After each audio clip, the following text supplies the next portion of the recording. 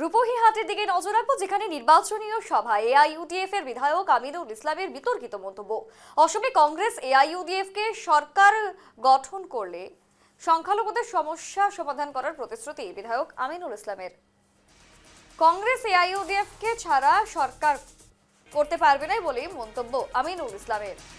AIUDF কে নিয়ে সরকার গঠন করলে সংখ্যালঘুদের সমস্যা, কংগ্রেস এআইইউডিএফ কে ছাড়া সরকার গঠন করতে পারবে না বলে মন্তব্য।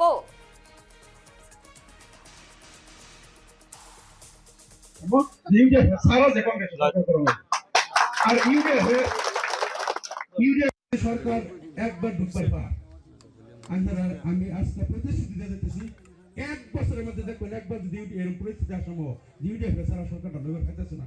ইউডিএফ সরকার এক বছরের মধ্যে ভোটার ব্যক্তি নাইকিয়া করো, টেনশন ক্যাম্পের মানুষ ব্যক্তি ছাড়ো, ফরেস্ট ট্রাইব্যুনাল কেস ব্যক্তি উদ্যোগ করো, শহর সাপুরি ভূমি মানুষের ব্যক্তির ভাতা দেও, নদী ভাঙ্গ মানুষের সংস্থাপন দেও, জনসংখ্যার মধ্যে চাকরি দেও। এক বছরের মধ্যে কালো ধরে ধরে 70 বছর আমরা প্রকাশে ব্যক্তি আদায় করা বলছি।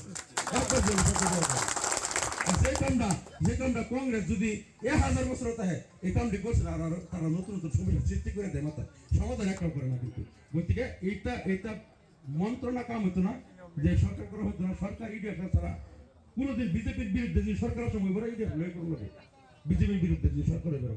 গতিকে এই কথাটি আপনারা জবাব দিয়ে দিবেন, আর ইনশাল্লাহ আমরা কয়েকটা দুটো মেহনত করবেন।